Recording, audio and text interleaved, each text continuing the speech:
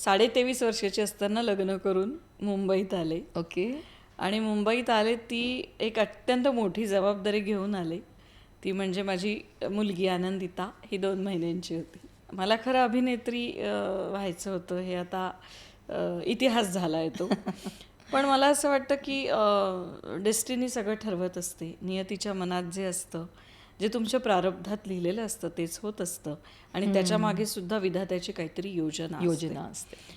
तर मला अभिनेत्री मी झाले असते तर मी आज जे सोशल वर्क करते, अनेकांना असं आर्थिक स्वावलंबन देण्यासाठी महिलांना उभं करते, किंवा शैक्षणिक क्षेत्रातलं माझं जे काम आहे, किंवा मी लग्नानंतर 3 डिग्री घेतल्या, ते कदाचित मला वाटतं केलं नसतं झालं. किंवा सांस्कृतिक क्षेत्रातलं माझं जे योगदान आहे ठाणे जिल्ह्यातलं ते झालं नसतं. मी लग्न होऊन मी तुला म्हटलं तसं मुलगी घेऊन जेव्हा मुंबईत आले तेव्हा माझा नवरा IT मध्ये होता आणि तो सतत बाहेर देशात होता. तर आपलं ॲक्टिंगचं जे क्षेत्र असतं त्यात जाण्याची वेळ पक्की असते, पण येण्याची वेळ काही पक्की नसते. बरोबर. आणि त्यावेळेला माझ्यातल्या आईने मला रोखलं की नाही, तुझी मुलगी ही आता तुझी पहिली प्रायोरिटी आहे. राईट. आणि तिला तू वेळ द्यायला पाहिजे, कारण हे तुझं पहिलं कर्तव्य आहे. म्हणजे मी काम करत होते इन मुंबई चॅनलसाठी, पण मी अत्यंत आतून अस्वस्थ होते की मी माझी मुलगी शेजारच्या तासावरच्या असलेल्या पाळणाघरात ठेवून आली आहे आणि त्याचा मला खूप त्रास झाला. आणि त्यानंतर ठरवलं की नाही, आता असं काम करूया जे हिला सांभाळून आपल्याला करता येईल. म्हणजे आपला वेळ हा आपल्या हातात असेल, त्याचे आपण मालक असू, आणि इतर लोक आपल्या कामाची वेळ नाही ठरवणार, आपणच आपल्या कामाची वेळ ठरवायची. क्या बात आहे. आणि त्याच्यातनं मग मी पहिल्यांदा माझ्या घरी वर्ग घ्यायला सुरुवात केली. बरं. अभिनयाचे. मुलीला सोडून कुठे जाणार आणि काय करणार, मला तिला पाळणाघरात ठेवण्याची पण तितकी हिंमत माझ्याकडे नव्हती. पण मग काही काळानंतर घरातली, नवरा परत आल्यावर ती प्रायव्हसी थोडी डिस्टर्ब व्हायला लागली. बरोबर. म्हणून मग असं वाटलं की आपण बाहेर वर्ग सुरू करूया. तर वर्ग न सुरू करता उन्हाळी हिवाळी अभिनयाची शिबिरं मी सुरू केली. अच्छा. आणि त्यावेळी म्हणजे मला अगदी अभिमानाने आणि आनंदाने सांगायला आवडेल की त्यावेळेला 2000 साधारणतः 4-5 सालातली ही गोष्ट असावी, अभिनयातून व्यक्तिमत्व विकास कार्यशाळा घेणारी माझी एकटीचीच कार्यशाळा होती. अभिनय कार्यशाळा खूप होत्या, पण अभिनय कार्यशाळा आणि त्यातून व्यक्तिमत्व विकास हा माझाच फक्त एक माझी एक ती आयडेंटिटी होती असं म्हणूया. तर मी उन्हाळी हिवाळी ही शिबिरं घेत असताना की अभिनयातून व्यक्तिमत्व विकास कार्यशाळा, माझ्याकडे अनेक नामांकित सेलिब्रिटी येत होते, मी स्वतःही घेत होते. मुलीला कडेवर घेऊन जायचं, तिची दुधाची बाटली, तिचं कपडे, आणि तिला एकीकडे ठेवायचं आणि ते शिबिर घ्यायचं. It was fun. म्हणजे तिने पण त्या सगळ्या मुलांमध्ये खूप लहान होती तरी एन्जॉय केलं. पण मग ते करत असताना काही पालक असे होते, निमकर, मुळे, बरेच पालक, की जे मला म्हणाले की तुम्ही फक्त उन्हाळी हिवाळी शिबिरं घेताय ना, त्याच्यातनं आमचं समाधान होत नाही आणि कनेक्टिव्हिटी जाते. उन्हाळी आणि हिवाळी शिबिरांमध्ये मध्ये खूप गॅप जातो, तर तुम्ही रेग्युलर का नाही काही सुरू करत. आणि मग मी 10 महिन्यांचा अभ्यासक्रम तयार केला आणि आठवड्यातून 1 दिवस 2 तास अशी व्यक्तिमत्व विकास कार्यशाळा सुरू केली. मग आता काहीतरी क्लासेस सुरू करताना त्याला नाव द्यायला हवं, म्हणून मग नाव ठेवलं प्रारंभ. प्रारंभ म्हणजे ज्याला अंत नाही, जी कायम सुरुवात आहे.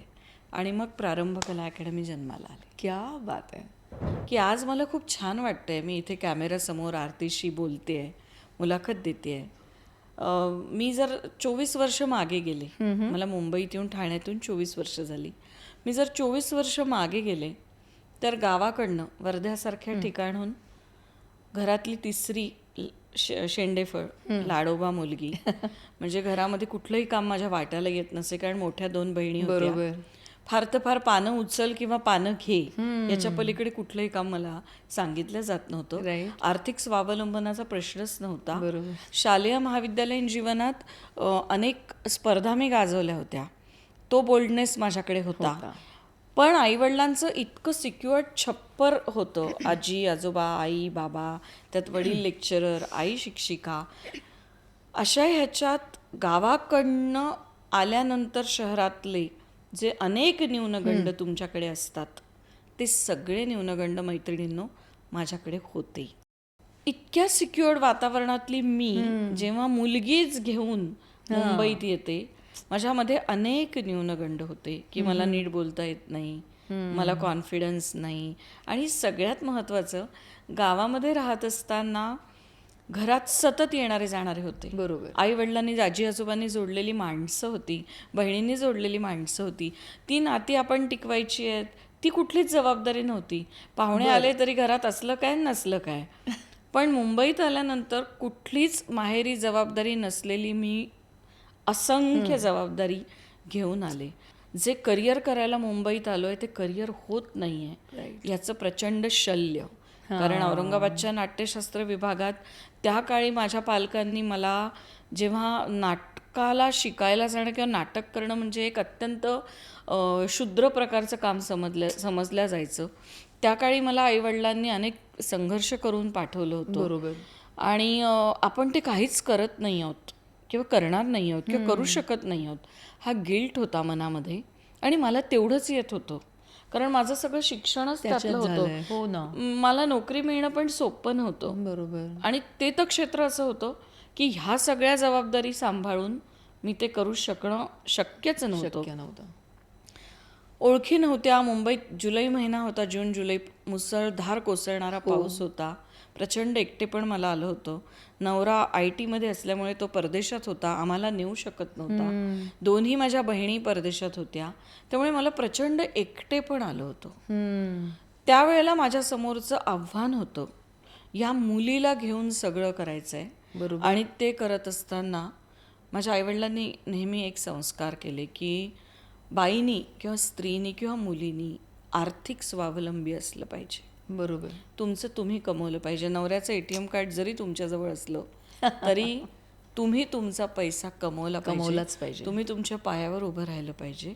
आणि जर तुमच्याकडे सतत काहीतरी करण्याची जिद्द असेल, तुमच्यामध्ये धमक असेल की नाही, मला उभं राहायचं आहे, मला करायचं आहे, मला आर्थिक स्वावलंबी व्हायचं आहे, मला माझ्यातला स्वत्वाचा शोध घेताना स्वहित जपून परहित पण जाणायचं आहे, ही भावना जर तुमच्यामध्ये असेल तर जगातली कोणतीही शक्ती तुम्हाला थांबवू शकत नाही.